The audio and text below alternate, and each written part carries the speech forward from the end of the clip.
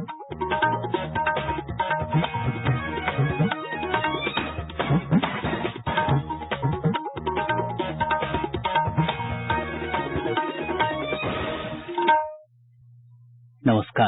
ये आकाशवाणी पटना है। अब आप अभिषेक दास से प्रादेशिक समाचार सुनिए। पहले मुख्य समाचार।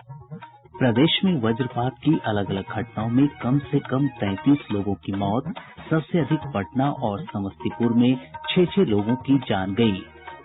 प्रदेश में कोविड-19 महामारी से 5 और लोगों की मौत के बाद मृतकों की संख्या बढ़कर 78 हुई।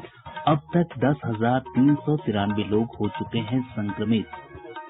कोरोना संक्रमण के बढ़ते खतरे को देखते हुए झारखंड सरकार ने देवघर में लगने वाले विश्व प्रसिद्ध श्रावणी मेले के आयोजन पर रोक लगाई। और शिक्षा विभाग ने स्पष्ट किया, प्रदेश में प्राथमिक शिक्षकों की नियोजन की प्रक्रिया जारी रहेगी। 14 जुलाई तक आवेदन कर सकते हैं अभ्यर्थी। अब समाचार विस्तार से। प्रदेश में बारिश के दौरान बिजली गिरने की घटनाओं में आज कम से कम 33 लोगों की मौत हो गई, जबकि कई अन्य गंभीर रूप से झुलस गए। हमारे संवाददाता ने बताया कि समस्तीपुर जिले में 4 बच्चों सहित 6 लोगों की मृत्यु हो गई है। वहीं पटना के बिहटा में 6, पूर्वी चंपारण जिले में 4, शिवहर और कटिहार में 3, मधेपुरा में 2 और पश्चिम चंपारण तथा पूर्णिया में 1 व्यक्ति की मौत की खबर है। मृतकों की संख्या में और बढ़ोतरी की आशंका है। मुख्यमंत्री नीतीश कुमार ने वज्रपात की घटना में मारे गये लोगों के परिजनों के प्रति गहरी संवेदना जताते हुए जिला प्रशासन को उन्हें तत्काल 4-4 लाख रुपए की सहायता राशि उपलब्ध कराने का निर्देश दिया है। इस बीच आपदा प्रबंधन विभाग ने गया जिले के बांके बाजार, इमामगंज, औरंगाबाद के देव और कैमूर जिले के अघौरा में वज्रपात की चेतावनी जारी की है। विभाग ने लोगों से बारिश के दौरान खुले में नहीं निकलने की अपील की है। इधर उत्तर, पश्चिम और पूर्वी बिहार के कई हिस्सों में आज हल्की से मध्यम बारिश हुई है। मौसम विभाग से प्राप्त जानकारी के अनुसार कई जिलों में आज सुबह से ही रुक रुक कर बारिश हो रही है। पूर्वी और पश्चिमी चंपारण, शिवहर, सीतामढ़ी, दरभंगा, मधुबनी, सुपौल, मधेपुरा, सहरसा, पूर्णिया, भागलपुर, समस्तीपुर और वैशाली जिले के अलावा आसपास के क्षेत्रों में तेज बारिश हुई है। मौसम विभाग ने अगले 24 घंटों के दौरान राज्य के अधिकतर स्थानों पर गरज के साथ बारिश को लेकर अलर्ट जारी किया है। इधर प्राप्त जानकारी के अनुसार राज्य में सबसे अधिक 58 मिलीमीटर बारिश शिवहर में रिकॉर्ड की गई। वहीं पूर्णिया में 14 मिलीमीटर बारिश दर्ज की गई। नेपाल में लगातार हो रही बारिश के कारण कोसी, महानंदा, गंडक, बागमती और परमान नदी का जलस्तर अब भी कई स्थानों पर खतरे के निशान के ऊपर या इसके आसपास बना हुआ है। केंद्रीय जल आयोग से प्राप्त जानकारी के अनुसार कोसी नदी का जलस्तर सुपौल के बसुआ और खगड़िया के बलतारा में खतरे के निशान से ऊपर रिकॉर्ड किया गया। महानंदा नदी पूर्णिया के ढेंगरा घाट और कटिहार के झौवा में लाल निशान से 10 सेंटीमीटर ऊपर बह रही है। वहीं किशनगंज में नदी के जलस्तर में कमी आई है। गंडक नदी अब भी गोपालगंज के डुमरिया घाट और मुजफ्फरपुर के रेवा घाट में लाल निशान के आसपास बह रही है। वहीं अररिया जिले के कई क्षेत्र परमान नदी में उफान के कारण बाढ़ से प्रभावित हुए हैं। बागमती नदी का जलस्तर सीतामढ़ी जिले के ढेंग ब्रिज और मुजफ्फरपुर के बेनीबाद में खतरे के निशान के ऊपर बना हुआ है। वहीं कमला बलान मधुबनी जिले के जयनगर और झंझारपुर में लाल निशान के आसपास बह रही है। प्रदेश में आज कोविड-19 के 188 नये मामलों की पुष्टि के साथ ही संक्रमितों की संख्या बढ़कर 10,393 हो गई। नये मामलों में सबसे अधिक 63 पटना से मिले हैं। इनमें से 55 मामलों की पटना सिटी इलाके से पुष्टि हुई है। वहीं मुजफ्फरपुर से 39, औरंगाबाद से 17, नवादा से 13, पश्चिम चंपारण से 11, नालंदा, मधुबनी और भागलपुर से 7-7, रोहतास से 4 और अरवल, गोपालगंज तथा शेखपुरा से 3-3 मामले मिले हैं। इसके अलावा सुपौल और गया से 2-2, कैमूर, किशनगंज, मधेपुरा, मुंगेर, भोजपुर और शिवहर से 1-1 मामले की पुष्टि हुई है। पिछले 24 घंटों के दौरान 5 मरीजों की मौत के साथ ही मृतकों की संख्या बढ़कर 78 हो गई है। स्वास्थ्य विभाग के सचिव लोकेश कुमार सिंह ने बताया कि रोहतास, पटना, किशनगंज, मुजफ्फरपुर तथा भोजपुर में 1-1 मरीज की मौत हुई है। उन्होंने बताया कि पिछले 24 घंटों में 183 मरीजों को उपचार के बाद छुट्टी दी गई। अब तक 7,994 मरीज स्वस्थ हो चुके हैं। स्वस्थ होने की दर लगभग 77% है। इधर देश में कोविड-19 महामारी से संक्रमित लोगों की संख्या बढ़कर 6,04,000 से अधिक हो गई है। पिछले 24 घंटों के दौरान 11,881 लोगों में इस महामारी की पुष्टि हुई है। वहीं मृतकों की संख्या बढ़कर 17,834 हो गई है, जबकि 3,59,860 रोगी उपचार के बाद स्वस्थ हो चुके हैं। अररिया से राजद विधायक शाहनवाज आलम कोविड-19 संक्रमित पाए गए हैं। इससे पहले एक मंत्री समेत 2 विधायकों में भी संक्रमण की पुष्टि हो चुकी है। विधानसभा अध्यक्ष विजय कुमार चौधरी ने कोविड-19 संक्रमण के बढ़ते मामलों को देखते हुए जनप्रतिनिधियों से विशेष सावधानी बरतने की अपील की है। उन्होंने विधायकों को आम लोगों से मिलने के दौरान सोशल डिस्टेंसिंग के साथ अन्य एहतियात बरतने को कहा। जनप्रतिनिधियों को हिदायत दी गई है कि वे संवेदनशील इलाकों में जाने से बचें। जानी मानी मनोरोग विशेषज्ञ डॉक्टर सोनाली बाला ने कहा है कि कोविड के बारे में अप्रामाणिक जानकारियों ने लोगों में तरह तरह की चिंताएं और गलतफहमियां पैदा कर दी हैं। उन्होंने कहा कि लोगों को केवल प्रामाणिक सूचनाओं पर ही विश्वास करना चाहिए। अगर कोई इंसान जिसको ये कोविड-19 बीमारी हो गई है हमारे घर के आसपास रहता है तो उसकी वजह से एक डर पैदा हो जाता है, क्योंकि हमारे पास करेक्ट इन्फॉर्मेशन नहीं है कि ये कैसे फैलता है। ऑटोमेटिकली उस पर्सन के अगेंस्ट, इस बीमारी के अगेंस्ट स्टिग्मा जनरेट हो जाता है। तो सबसे जरूरी है कि हमें करेक्ट इन्फॉर्मेशन मिले, हम चीजों को सही मायने में समझें। अगर ऐसा होता है तो हमारे थॉट प्रोसेस पॉजिटिव होते हैं, हमें समझ में आता है कि ये बीमारी किसी को भी हो सकती है, तो डिस्क्रिमिनेशन क्यों किया जाए। अगर हमारे थॉट प्रोसेस करेक्ट होंगे तो ऑटोमेटिकली उस इंसान के लिए जिसको ये बीमारी हुई है कंपैशन, काइंडनेस जनरेट होगी और स्टिग्मा रिड्यूस होगा। कोरोना संक्रमण के बढ़ते खतरे को देखते हुए झारखंड के देवघर में लगने वाले विश्व प्रसिद्ध श्रावणी मेले के आयोजन पर इस वर्ष रोक लगा दी गई है। झारखंड सरकार के आदेश में कहा गया है कि वर्तमान परिस्थितियों में श्रद्धालुओं के लिए मंदिर खोलना उचित नहीं है।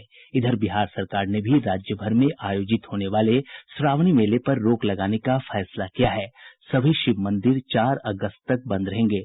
बिहार धार्मिक न्यास परिषद के अध्यक्ष अखिलेश कुमार जैन ने बताया कि मेले में लाखों श्रद्धालुओं की जुटने वाली भीड़ को देखते हुए ये फैसला किया गया है। उन्होंने श्रद्धालुओं से अपने अपने घरों में रहकर ही सावन की पूजा करने का आग्रह किया है। इससे पहले सरकार ने कुछ शर्तों के साथ सावन के महीने में शिव मंदिर में पूजा अर्चना करने की अनुमति दी थी। प्रादेशिक समाचार आप आकाशवाणी पटना से सुन रहे हैं। केंद्रीय सूचना प्रौद्योगिकी मंत्री रविशंकर प्रसाद ने भारत द्वारा चीन की ऐप पर लगाए गए प्रतिबंध को सही ठहराते हुए कहा है कि यह चीन पर डिजिटल आक्रमण है। एक बैठक को वीडियो कॉन्फ्रेंसिंग के जरिए संबोधित करते हुए उन्होंने कहा कि यह कदम देशवासियों के निजी डेटा को सुरक्षित रखने के उद्देश्य से उठाया गया है। भारत आत्मनिर्भर तभी होगा जब भारत सशक्त होगा और भारत हिम्मत से लोगों के हितों की रक्षा करेगा। आजकल 2 सी चल रहा है, एक है कोरोना और दूसरा है चाइना। भारत शांति में विश्वास करता है, भारत समस्याओं को बातचीत से सुलझाना चाहता है, भारत वसुधैव कुटुंबकम में विश्वास करता है। लेकिन जैसा हमारे प्रधानमंत्री जी ने कहा, अगर भारत के साथ कोई आंख मिलाएगा तो भारत आंख मिला के जवाब देना भी जानता है। हमने सबों के साथ दोस्ती का हाथ बढ़ाया, लेकिन अगर चीन के लोगों ने जब लद्दाख में दबाव बनाने की कोशिश की, जो लाइन ऑफ एक्चुअल कंट्रोल है, जो LOC है, तो उसके संधि का अतिक्रमण कर आगे आने की कोशिश की तो हमारे जवानों ने जबरदस्त जवाब भी दिया। राष्ट्रीय राजमार्ग और परिवहन मंत्री नितिन गडकरी ने कहा है कि चीन की कंपनियों को देश की किसी भी राजमार्ग परियोजना में भाग लेने की अनुमति नहीं दी जाएगी। उन्होंने कहा कि इसमें संयुक्त कंपनियां भी शामिल होंगी। श्री गडकरी ने कहा कि सरकार यह सुनिश्चित करेगी कि चीन की कंपनियां सूक्ष्म, लघु और मध्यम उद्यम जैसे किसी भी क्षेत्र में प्रवेश न कर पाएं। उन्होंने कहा कि यह आत्मनिर्भर भारत बनाने की दिशा में एक कदम है। केंद्रीय मंत्री ने कहा कि चीन की कंपनियों पर प्रतिबंध लगाने की नीति जल्द ही जारी की जाएगी और भारतीय कंपनियों को राजमार्ग परियोजनाओं के प्रावधानों में छूट दी जाएगी। राज्य सरकार ने स्पष्ट किया है कि प्रदेश में प्राथमिक शिक्षक नियोजन प्रक्रिया जारी रहेगी। प्राथमिक शिक्षा निदेशक रंजीत कुमार सिंह ने बताया कि पटना उच्च न्यायालय ने 4 सितंबर तक नियुक्ति पत्र देने पर रोक लगाई है, न कि बहाली प्रक्रिया पर रोक लगाई गई है। अपने फेसबुक पेज पे ये जानकारी देते हुए उन्होंने अभ्यर्थियों से किसी दुविधा में नहीं रहते हुए 14 जुलाई तक आवेदन समर्पित करने को कहा। माननीय उच्च न्यायालय द्वारा जो ऑर्डर आया है कि प्रोसेस जो है कंटिन्यू रहेगी। अपॉइंटमेंट के लिए अभी हम लोगों को वेट करना होगा। जो नियोजन की प्रक्रिया 2020 है वो समय पूर्ण की जाएगी और अगस्त 31 तक आप लोगों को नियोजन पत्र भी मिल जाएगा। गौरतलब है कि पटना उच्च न्यायालय ने कल प्राथमिक शिक्षकों की नियोजन प्रक्रिया को लेकर राज्य सरकार को 4 सितंबर तक हलफनामा दायर कर स्थिति स्पष्ट करने का निर्देश दिया था। राज्य सरकार ने राशन कार्ड में गड़बड़ी की शिकायत को लोक शिकायत निवारण अधिनियम के दायरे में शामिल कर लिया है। सूचना और जनसंपर्क विभाग के सचिव अनुपम कुमार ने बताया कि मुख्यमंत्री नीतीश कुमार की अध्यक्षता में राज्य मंत्रिमंडल की हुई बैठक में इस आशय के प्रस्ताव को स्वीकृति दी गई। इस संबंध में कैबिनेट के अध्यादेश को राज्यपाल ने स्वीकृति दे दी है। अब राशन कार्ड से जुड़ी शिकायतों का एक निश्चित समय सीमा के अंदर निपटारा हो सकेगा। वहीं कैबिनेट ने लोक स्वास्थ्य अभियंत्रण विभाग में 641 अस्थायी पदों के सृजन को भी मंजूरी दे दी है। खाद्य आपूर्ति और उपभोक्ता मामलों के मंत्री मदन सहनी ने कहा है कि प्रधानमंत्री गरीब कल्याण अन्न योजना के तहत राज्य में 10 करोड़ गरीब लोगों के बीच मुफ्त राशन का वितरण किया गया। श्री सहनी ने आज दरभंगा में संवाददाताओं से बातचीत में कहा कि इससे लॉकडाउन की अवधि में गरीबों को काफी फायदा हुआ है। जेईई और नीट परीक्षाओं के आयोजन के बारे में सुझाव देने के लिए केंद्र सरकार ने एक विशेषज्ञ समिति का गठन किया है। नेशनल टेस्टिंग एजेंसी के महानिदेशक इस समिति में शामिल हैं। इस समिति से कल तक रिपोर्ट देने को कहा गया है।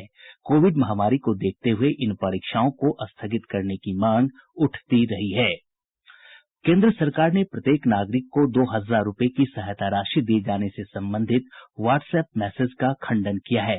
पीआईबी ने एक ट्वीट में इस व्हाट्सएप मैसेज को फर्जी बताया है। उसने व्हाट्सएप मैसेज में दिए गए वेबसाइट के पते को भी गलत बताया है और लोगों को इससे सावधान रहने की सलाह दी है। मुंगेर जिले में पुलिस ने 5 घंटे की मुठभेड़ के बाद कुख्यात अपराधी मदन चौधरी को गिरफ्तार किया है। मुफस्सिल थाना क्षेत्र में उसके खिलाफ 8 आपराधिक मामले दर्ज हैं। आरोपी से 2 देशी पिस्तौल और 15 कारतूस जब्त किए गए हैं। वैशाली जिले के हाजीपुर थाना क्षेत्र में शराब तस्करों की गिरफ्तारी के लिए पटना से गई पुलिस टीम पर स्थानीय लोगों ने हमला कर दिया, जिसमें पुलिस की 2 गाड़ी क्षतिग्रस्त हो गई और 2 पुलिसकर्मियों को हल्की चोट आई है। गोपालगंज जिले के थावे थाना क्षेत्र अंतर्गत लछवार गांव के पास अपराधियों ने शिक्षा विभाग के एक लिपिक की गोली मारकर हत्या कर दी। भागलपुर जिले के मधुसूदनपुर थाना क्षेत्र से पुलिस ने कुख्यात अपराधी तूफानी यादव को गिरफ्तार किया है। और अब अंत में मुख्य समाचार एक बार फिर। प्रदेश में वज्रपात की अलग अलग घटनाओं में कम से कम 33 लोगों की मौत, सबसे अधिक पटना और समस्तीपुर में 6 लोगों की जान गई। प्रदेश में कोविड-19 महामारी से 5 और लोगों की मौत के बाद मृतकों की संख्या बढ़कर 78 हुई। अब तक 10,393 लोग हो चुके हैं संक्रमित। कोरोना संक्रमण के बढ़ते खतरे को देखते हुए झारखंड सरकार ने देवघर में लगने वाले विश्व प्रसिद्ध श्रावणी मेले के आयोजन पर रोक लगाई। और शिक्षा विभाग ने स्पष्ट किया, प्रदेश में प्राथमिक शिक्षकों की नियोजन की प्रक्रिया जारी रहेगी। 14 जुलाई तक आवेदन कर सकते हैं अभ्यर्थी। इसके साथ ही आकाशवाणी पटना से प्रसारित प्रादेशिक समाचार का ये अंक समाप्त हुआ। घर में रहिए, सुरक्षित रहिए और सुनते रहिए आकाशवाणी।